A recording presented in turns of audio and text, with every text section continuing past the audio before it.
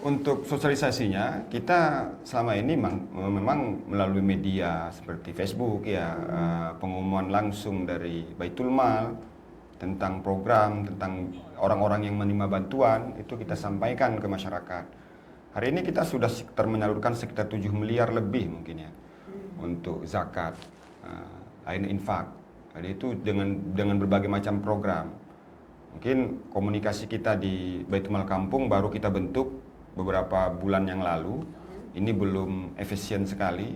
Insya Allah nanti kalau sudah terbentuk secara struktural dengan bagus, mungkin lebih mudah kita mengkomunikasikan. Sekarang ini kami lebih fokus informasi itu kami sampaikan ke grup pengukuhan imam ataupun ketua Baitul Mal Kampung yang sudah kita bentuk.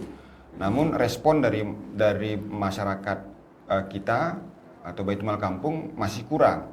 Dari 295 kampung kemarin yang kita undang untuk membentuk Baitul Mal Kampung itu, mungkin hanya sekitar 50% hari ini yang baru merespon.